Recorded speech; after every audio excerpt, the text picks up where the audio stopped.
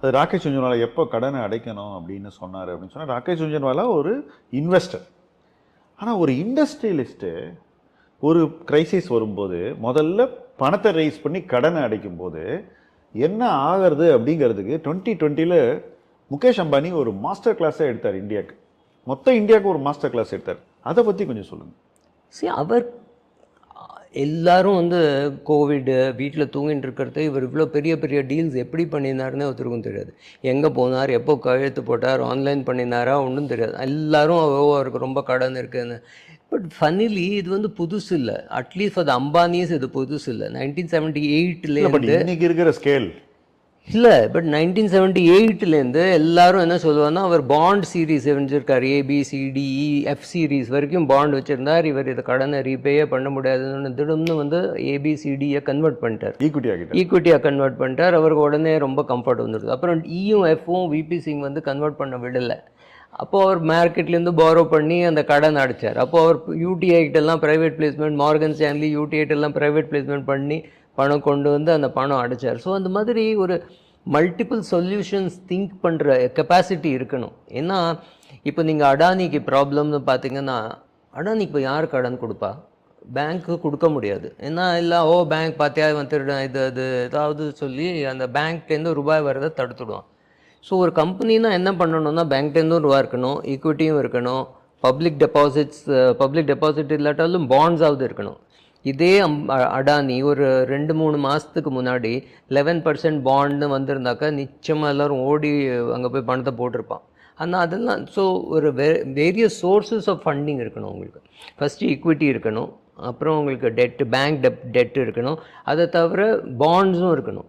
உங்களுக்கு இப்படி நிறைய வெரைட்டி இருந்தாக்க உங்களுக்கு ரிஸ்க்கு குறைச்சல் இல்லை. இப்போ நான் திருப்பி முகேஷோடைய அந்த ரிஸ்க்கு குறைச்சி முகேஷ் அம்பானி வந்து கிட்டத்தட்ட 2 கம்பெனியில் சேர்த்து 1.5-2 லட்சம் கோடி ரூபா வரைக்கும் அவர் மொபிலைஸ் பண்ணுறாரு ஈக்விட்டி. எப்போனா 2020 ஃபஸ்ட்டு டெலிகாமில் பண்ணுறாங்க த்ரூ த ஜியோ பிளாட்ஃபார்ம்ஸ், அடுத்தது RRVL ரீட்டைல் வெஞ்சர்லையும் பண்ணுறாங்க. இப்படி பண்ணும்போது என்ன ஆகுதுனாக்கா அவங்க கடன் கிட்டத்தட்ட ரொம்பவே குறைஞ்சிருது. அவங்க டெக்னிக்கலி 0 டெட்லாம் சொல்கிறாங்க, அது சர்ச்சைக்குள்ளே போகலை. பட் கடனை வெகுவாக குறைச்சாங்கன்றதை நம்ம டினையே பண்ண அது உண்மை.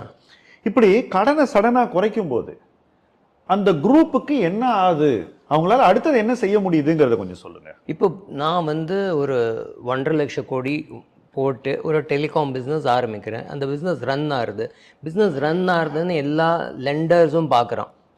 ஒரு SBIயோ HDFCயோ எல்லோரும் பார்க்குறாங்க, இவன் இவ்வளோ கேஷ் ஃப்ளோ வருது, தினம் இவ்வளோ டெலிகாம் கனெக்ஷன் விற்கிறான், மாதம் இவன் 500 ரூபா கொடுக்குறான், ஆனால் 1 கோடி சப்ஸ்கிரைபர் இருக்கான், 2 கோடி சப்ஸ்கிரைபர் இருக்கான், தெரியுது. அந்த கேஷ் ஃப்ளோ சர்டன்டி வந்தோடனே people are happy to lend to you. அவன் ஃபாரின் லெண்டராக இருக்கட்டும், இந்தியன் PSU பேங்காக இருக்கட்டும், ப்ரைவேட் செக்டர் பேங்காக இருக்கட்டும், அவன் கடன் கொடுக்க தயாராக இருக்கான்.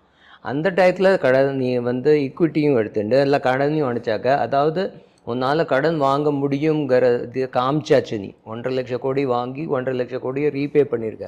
இனி எல்லாம் ஓடி வருவான், அவங்களுக்கு இன்னொரு 1.5 லட்சம் தரேன், இன்னொரு 2 லட்சம் கோடி தரேன்னு அவன் ஓடி வருவான்.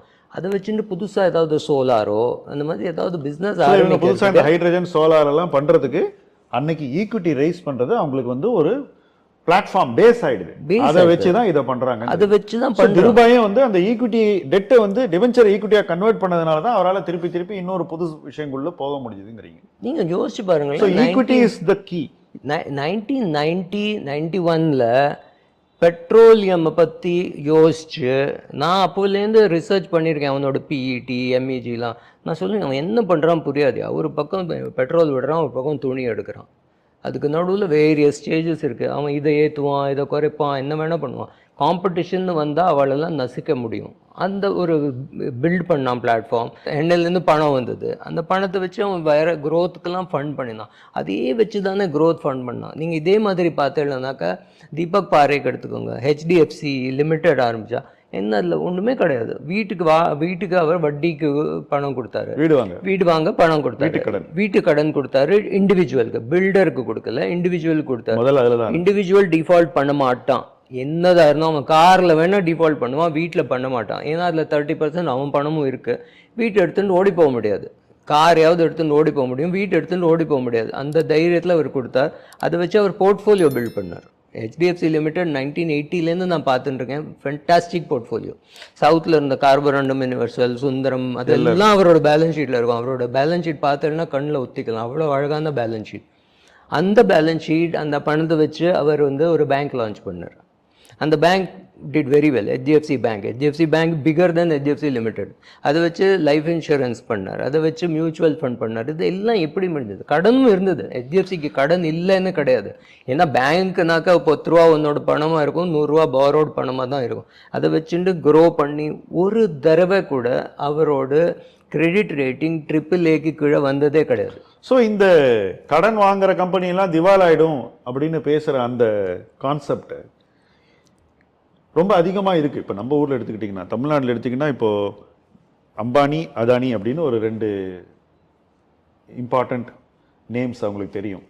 அந்த 2 நேம் தெரிஞ்ச உடனே அவங்க என்ன பார்க்குறாங்கன்னா, இவங்கெல்லாம் நிறைய கடன் வச்சுருக்காங்க, இவங்களுக்கு கடன் நிறைய கிடைக்குது அப்படிங்கிறது.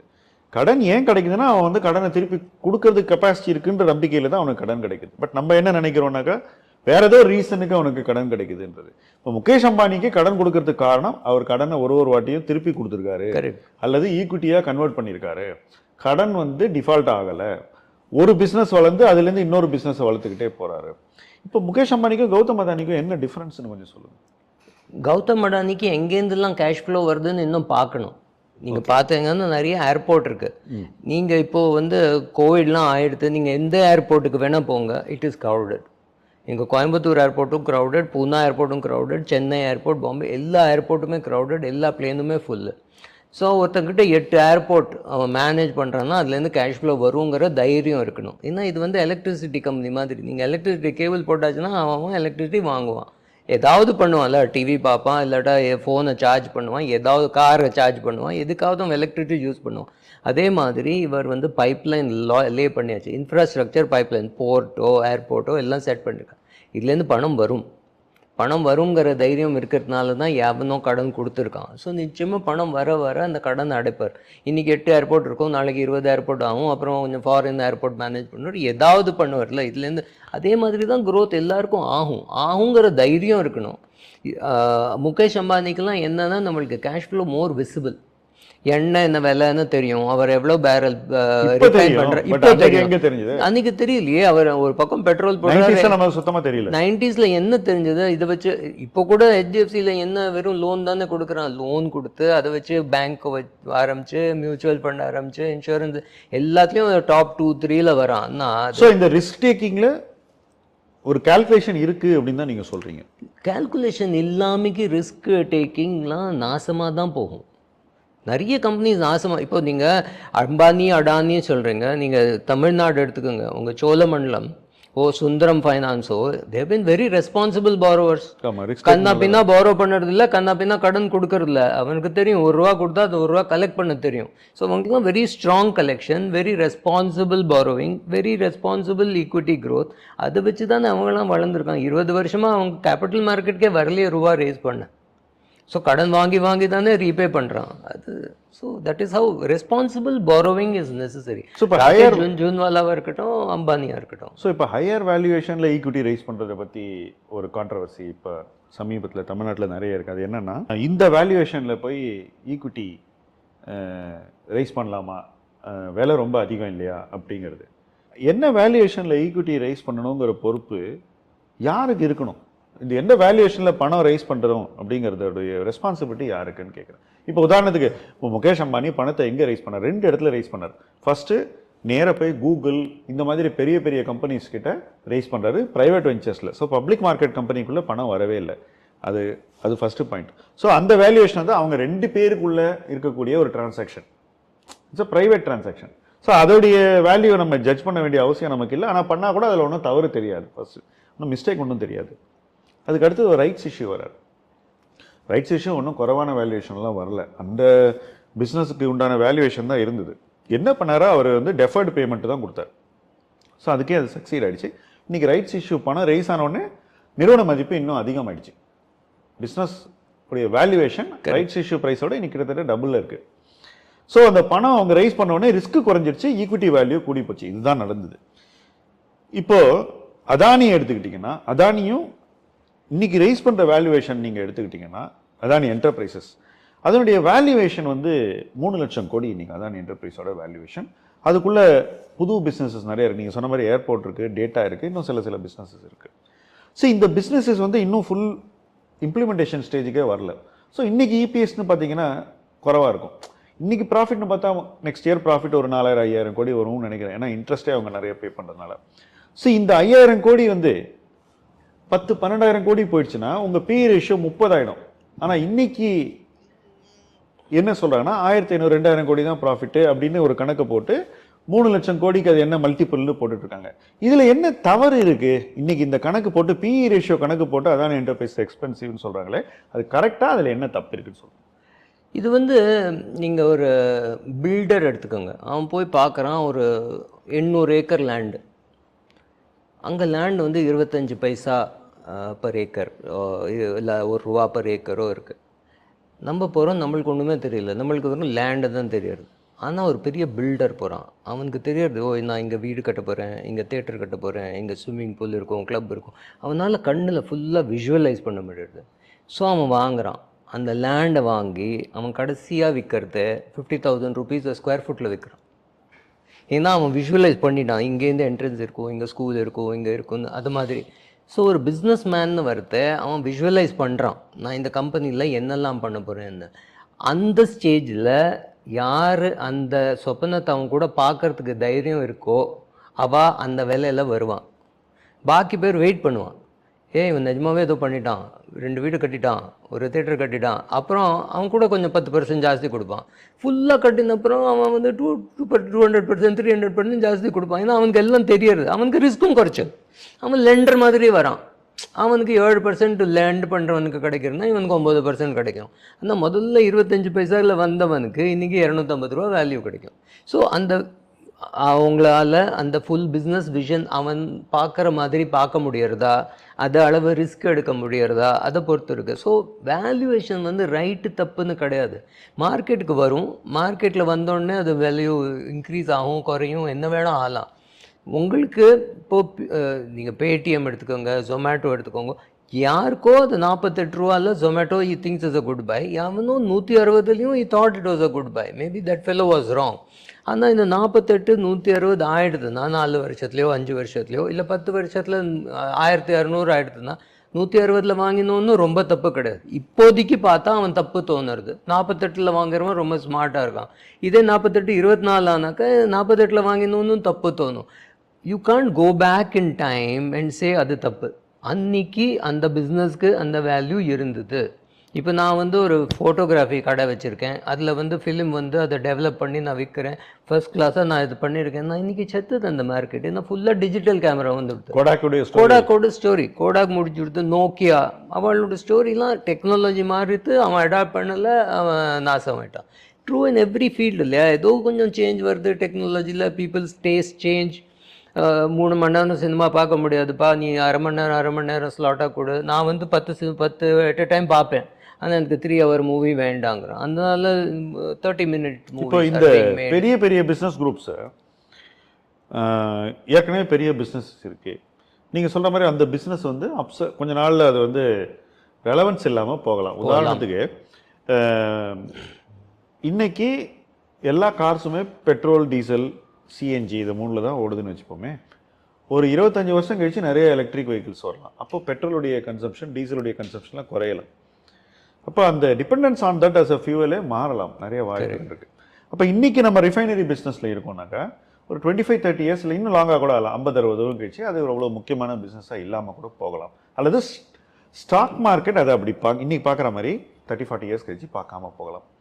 அப்போ அந்த பிஸ்னஸ் மேன் வந்து இன்னொரு பிஸ்னஸ் ஸ்டார்ட் பண்ணி தானே ஆகணும், ரிஸ்க் எடுத்து தானே ஆகணும். அந்த ரிஸ்க் எடுக்காமல் இருந்தால் அந்த குரூப் ஸ்லோவாக தேஞ்சு போய்டும். இப்போ சவுத்தில் எடுத்துக்கோங்க, இப்போ 90s வந்து ஃபர்டிலைசர் கவர்மெண்ட் கண்ட்ரோல் பிஸ்னஸ் ரொம்ப நல்ல பிஸ்னஸ். ஸோ ஸ்பிக்கெல்லாம் வந்து உங்களுக்கு இண்டெக்ஸில் இருந்தது. இன்றைக்கி அந்த குரூப்பே எங்கே இருக்குன்னு தெரியாது. இப்போ அந்த ரிஸ்க் டேக்கிங்கில் அவங்க அந்த எதிர்பார்த்த அளவு சக்சீட் ஆகலைங்கிறது தான் ரீசன். இப்போ இன்னைக்கு அதானி எடுக்கிற ரிஸ்க்குக்கும் ஒரு 30 வருஷம் முன்னாடி லேட்டஸ்ட் ஸ்பிக் எடுத்த ரிஸ்க்குக்கும் என்ன டிஃபரன்ஸ் இருக்குது? ஏன்னா ஒரு ரிஸ்க் வந்து தமிழ்நாட்டில் எடுக்கப்பட்ட ரிஸ்க். ஆமாம், அதானி எடுக்கிற ரிஸ்க் வந்து ஒரு குஜராத்தி பிஸ்னஸ்மேன் எடுக்கக்கூடிய ரிஸ்க். எல்லாமே இந்த ரிஸ்க் எங்கே எடுத்தாங்கன்னா கவர்மெண்ட்டுடைய ரோல் இருக்கிற பிஸ்னஸஸில் தான் எடுக்கிறாங்க. கரெக்ட். ஏன்னா நான் மார்க்கெட்டுக்கு வந்தப்போ நான் அந்த ரிஸ்க் டேக்கிங்கை பார்த்தேன், இப்போ இந்த ரிஸ்க் டேக்கிங்கையும் பார்க்குறேன். 2 ரிஸ்க் டேக்கிங்லையும் நான் பார்ட்டிசிபேட் பண்ணல, நான் இன்வெஸ்டராக தான் அப்சர்வ் தான் பண்ணுறேன். உங்களுடைய அப்சர்வேஷன் என்னன்னு நான் கேட்குறேன். இதுக்கும் அதுக்கும் என்ன difference? Let us go back really long. 1920ஸ்க்கு போனீங்கன்னா ஜேஆர்டி டாட்டான்னு ஒருத்தர் இருந்தார். அவர் ரொம்ப பெரிய ரிஸ்க் எடுத்தார். டாட்டா இன்ஜினியரிங் அண்ட் லோகோமோட்டிவ் கம்பெனின்னு ஒன்று ஆரம்பித்தார்.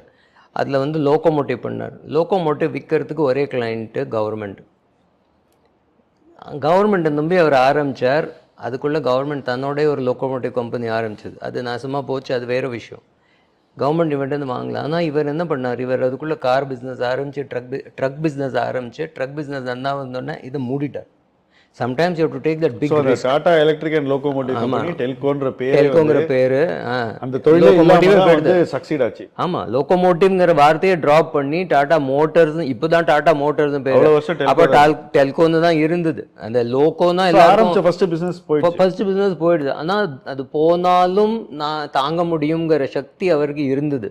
அவர் உட்காந்து நெகோஷியேட் பண்ணார் காஸ்ட் ப்ளஸில் கூட. ஆனால் கவர்மெண்ட் வந்து நீங்கள் மண்டே உடைச்சிக்கலாம், ரத்தம் வரலாம், கவர்மெண்ட் கேட்கலன்னா அவ்வளோதான். ஸோ வந்து நீங்கள் எவ்வளோ ரிஸ்க் எடுத்துக்கிறீங்கன்னு உங்களுக்கு தெரியணும். அது தப்பானா என்ன ஆகும்னு தெரியணும். And you to keep modifying.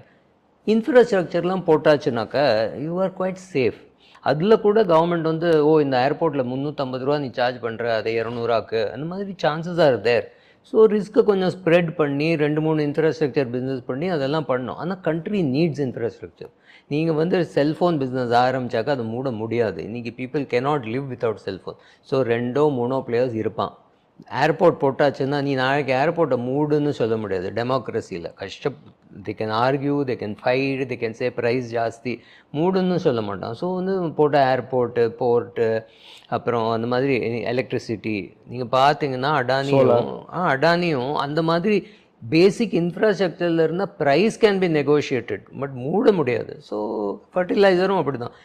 ஃபர்டிலைசரில் they can argue about subsidy, but fertiliser நிறுத்திடுவேன்னா ஸ்ரீலங்கா மாதிரி தான் ஆகும்.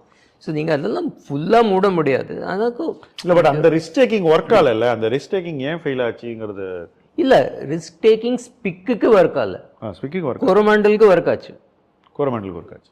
ஸோ அந்த ரிஸ்க்கு நீ எவ்வளோ ரிஸ்க் எடுத்துக்கிற, எந்த ஸ்டேட் கவர்மெண்ட்டில் பண்ணுற, சென்ட்ரல் கவர்மெண்ட் என்ன பண்ணுறது, you have to be alert. ஆனால் நீங்கள் அதே முருகப்பா குரூப் பார்த்தேன்னாக்கா அதுக்கு அப்புறமா அப்போ ஒன்றுமே கவர்மெண்ட் டிபெண்ட் பிஸ்னஸ்க்கு என்ட்ரு பண்ணல. கிரைண்டிங் வீல் அதெல்லாம் அப்போ இந்த கவர்மெண்ட் டிபெண்ட் ஆல்கஹாலோ இல்லை சுகருக்கோ போகவே கூடாது. அவன் நல்லா அடி வாங்க முடியும். ஏன்னா ஸ்டேட் கவர்மெண்ட் என்ன வேணால் பண்ணலாம். ஸோ அந்த ரிஸ்க்கை குறைக்கணும். ஆனால் இன்ஃப்ராஸ்ட்ரக்சரில் தான் பணம் இருக்குது. நீங்கள் ரோடு கட்டினாக்கா அதில் உங்களுக்கு டோல் வரும் அடுத்த 50 வருஷம் 100 வருஷம். And toll will keep increasing. So தைரியமும் வேணும், அதில் என்ன ஆறுதுன்னு பார்க்கணும், கவர்மெண்ட் என்ன பண்ண போகிறதுன்னு பார்க்கணும், ஸ்டேட் கவர்மெண்ட் என்ன பண்ணுறது, சென்ட்ரல் கவர்மெண்ட் என்ன பண்ணுறது அதுவும் பார்க்கணும். பட் ரொம்ப ஒரு you can't be towards one party. So your view is that big investments will be required for India, very big investments, very big infrastructure requirements will be there. நம்ம பண்ணினது ஒன்றுமே இல்லை. இப்போ நீங்கள் பார்த்தீங்கன்னா இந்த கவர்மெண்ட் வந்து 100 ஏர்போர்ட்ஸ் அனௌன்ஸ் பண்ணியிருக்கு. 100 ஏர்போர்ட்ஸ்னால் யோசிச்சு பாருங்கள் எவ்வளோ பிளேன் வேணும். ஸோ இண்டிகோ 500 பிளேனு, ஏர் இண்டியா ஒரு டாடா குரூப் ஒரு 500 பிளேனுனா 500 பிளேனுனா 20 பைலட் வேணும் ஒரு பிளேனுக்கு. ஸோ அங்கே உங்களுக்கு 1000 பிளேன் இருந்தாக்கா ஒரு 20,000-30,000 பைலட் வேணும். ஒரு ஊர்லேயே மல்டிபிள். நான் ஒரு லாஸ்ட் டைம் ஒரு யூஎஸில் போன போது வெஸ்ட் கோஸ்ட்டில் நான் போனது வந்து ஒரு ப்ரைவேட் ஏர்லைன். ஸோ அவங்களுக்குன்னு தனி ஒரு டெடிக்கேட்டட் ஏர்போர்ட் இருக்குது. ஸோ அந்த ஏர்போர்ட் வந்து it's not the main airport. So சின்ன சின்ன ஏர்போர்ட்ஸ் எல்லாம் இருக்குது where they're able to give differentiated services. ஆமாம், இப்போ யூபின்னு படுத்துட்டிங்கன்னா அது பெரிய கண்ட்ரி மாதிரி. UP is the size of Pakistan. யூபியில் 5 ஏர்போர்ட் இருக்கா, பாகிஸ்தானில் 5 ஏர்போர்ட் இருக்கலாம்னா யூபிக்கு 10 ஏர்போர்ட் வேணும்ல. இல்லை ஒரு airport to another airport 400-500 kilometre இருந்தாக்க அதுக்கு நடுவுலையும் யூ நீட் ஒன் ஏர்போர்ட். அங்கே இண்டஸ்ட்ரி வந்தாக்க you need one airport. So எங்கே இண்டஸ்ட்ரி இருக்கோ, எங்கே காலேஜ் இருக்கோ, ஹாஸ்பிட்டல் இருந்தாலும் உங்களுக்கு ஏர்போர்ட் வேணும்ல. ஒரு எமர்ஜென்சி யாரையாவது கூட்டிகிட்டு வரணும். So small airport, small airfields அதெல்லாம் வரும்.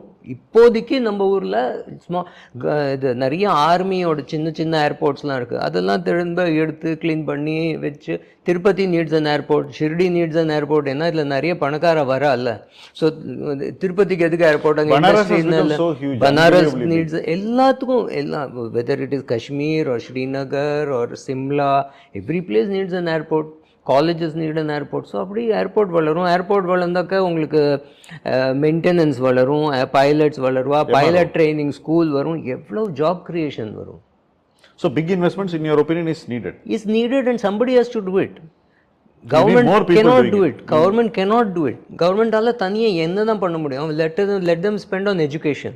இப்போ பேசிக் பிரைமரி எஜுகேஷன்லலாம் ரிட்டர்ன் ஆன் இன்வெஸ்ட்மெண்ட் ஒன்றுமே கிடையாது. ஹாஸ்பிட்டலில் ரிட்டர்ன் ஆஃப் இன்வெஸ்ட்மெண்ட் ரொம்ப குறைச்சலாக இருக்கும். அதெல்லாம் கவர்மெண்ட் பண்ணி தான் ஆகணும். ஏர்போர்ட் வந்து ஒரு அடானியோ அம்பானியோ டாட்டாவோ அவள் தான் செட்டப் பண்ணும், ஏர்லைனோ இவ தான் செட்டப் பண்ணும். கவர்மெண்டால் எல்லாம் அதனால தானே கவர்மெண்ட் ஏர் இண்டியாவை விற்றத்துக்கே காரணம். அவனால் பணம் போட முடியாதுங்கிறது இல்லை, பணம் ரிசோர்ஸஸ் எல்லாமே தேவை. இன்றைக்கி யாரும் அது போட தயாராக இருக்கான். ஒரு காலத்தில் இருக்கல, அதனால கவர்மெண்ட் பண்ண வேண்டியிருந்தது. இன்றைக்கி இருக்கான்னு அவன் கையில் கொடுக்க வேண்டியது தானே கரெக்ட். ஸோ இதில் ஒரு பெரிய ஐடியாலஜிலாம் ஒன்றும் இல்லைன்னு நீங்கள் நினைக்கிறீங்க? ஏன்னா வெரி சிம்பிள். இல்லை, ஏன்னா தமிழ்நாட்டில் எடுத்துக்கிட்டிங்கனாக்கா எப்படி எங்களுடைய அப்ரோச் எப்படி இருக்குன்னாக்கா, எல்லா பிஸ்னஸும் கவர்மெண்ட் பண்ணணும். இது ஏன் இப்படி இருக்குன்னு எனக்கு தெரியல. 1991 இப்படி இல்லை, ஆனால் இன்னைக்கு இருக்குது. எல்லா பிஸ்னஸும் கவர்மெண்ட் பண்ணணும். ஏன் ப்ரைவேட்டை நீங்கள் இதில் அலோவ் பண்ணுறீங்க? ப்ரைவேட்டை நீங்கள் அலோவ் பண்ணுறீங்கன்னா அவங்களுக்கு ஏதோ பெனிஃபிட் இருக்குது. நீங்கள் பெனிஃபிட் கொடுக்காம ப்ரைவேட்டை வந்து பிஸ்னஸ் பண்ண சொல்லுங்கள். இப்படியெல்லாம் சில மிஸ்கன்செப்ஷன்ஸ் இருக்குது. அதை பற்றிலாம் என்ன நினைக்கிறீங்க? இல்லை, நான் தமிழ்நாட்டை பற்றி பேசலை. பட் நீங்கள் லாலு பிரசாத் யாதவ் பார்த்தீங்கன்னா அவர் பெரிய பாலிட்டிஷியன் தான். அவர் ஊரில் ப்ரைவேட் வேண்டாம்லாம் சொன்னவர் தான். ஆனால் அவருக்கு உடம்புக்கு வந்தால் ஒரு ப்ரைவேட் ஹாஸ்பிட்டல் சிங்கப்பூரில் அங்கே தானே போயிருக்காரு. ப்ரைவேட் ஹாஸ்பிட்டல் அவரே போகிறாரா? கவர்மெண்ட் ஹாஸ்பிட்டலுக்கு போகிறாரா? நம்ம ஊரில் இருக்கிற பாலிட்டிஷியனும் அப்போல்லோ ஹாஸ்பிட்டலுக்கு போகிறார்ல, அப்போல்லோ ஹாஸ்பிட்டல் ப்ரைவேட் தானே, அங்கே தானே போகிறோம். So when you want efficiency, government அவசியம் இல்லை சொல்ல. ஹாஸ்பிட்டல்லையும் எஜுகேஷன்லையும் கவர்மெண்ட்டுக்கு ரொம்ப இம்பார்ட்டன்ட் ரோல் இருக்குது. பட் பிஸ்னஸ் இப்போ டெலிகாம் எடுத்துங்க. Can BSNL ever become like AT&T or like அங்கே வரைக்கும் வேணாம். இங்கே like even like Bharti or Jio முடியறது அவளால் முடியறது இல்லைல்ல. அவன் ஃபோன் பண்ணி இல்லை எனக்கு பிஎஸ்என்எல் சரண்டர் பண்ணிட்டோம், நான் வந்து ஜியோ வாங்குறேன், அப்படி தானே ஆறுது. You can see that happening. எதுக்கு கவர்மெண்ட் அதில் சொல்கிற வியூ பற்றி என்ன சொல்கிறீங்க? அது ஏன் நடக்கணும் அப்படின்னு? நம்ம வந்து ரொம்பவே ஃப்ரீயாக எல்லாம் கிடைக்கணும், கவர்மெண்ட் இருந்தால் ஃப்ரீயாக கொடுப்பான்லாம் நினச்சிட்டு இருக்கோம். ஆக்சுவலி குஜராத்தில் ஒரு ரிசர்ச் பண்ணினதில் தே ஃபவுண்ட் அவுட், ஒரு ஃபார்மருக்கும் விவசாயிக்கும் பவர் ஃப்ரீயாக வேண்டாம். He is willing to pay a price. அவன் ₹1 per யூனிட் கொடுப்பேனா, ₹9 per யூனிட் கொடுப்பேனா வேறு விஷயம். அவனுக்கு என்ன ஒன்றுனா நிச்சயமாக பவர் வேணும். இப்போ எனக்கு சீப் ஃபோன் வேணுமா இல்லை ரிலையபிள் ஃபோன் வேணுமா, நீங்கள் யார்கிட்ட வேணால் கேளுங்க, அவனுக்கு ரிலையபிள் ஃபோன் தான் வேணும். ஏன்னா எனக்கு எமர்ஜென்சியில் எங்கள் அம்மாவை காண்டாக்ட் பண்ணணும், ஒய்ஃபை காண்டாக்ட் பண்ணணும் தான் முடியணும். இல்லை இந்த ஃபோன் வந்து வெள்ளிக்கிழமை வேலை பண்ணாது, இல்லை ராத்திரி 10 மணிலேருந்து 12 மணி வேலை பண்ணாதுன்னு எனக்கு வேண்டாம் அந்த ஃபோன். ஐ வாண்ட் மாதம் ₹500 இல்லை மாதம் நீ ₹1000 வாங்கு, ஐ வாண்ட் ரிலையபிலிட்டி. இன்ஃப்ராஸ்ட்ரக்சரில் எனக்கு வேண்டியது ரிலையபிலிட்டி. பஸ் சர்வீஸோ, பிளேனோ, ட்ரெயினோ, ஃபோனோ, தண்ணியோ, எலக்ட்ரிசிட்டியோ எனக்கு வந்து நிச்சயமாக வேணும்.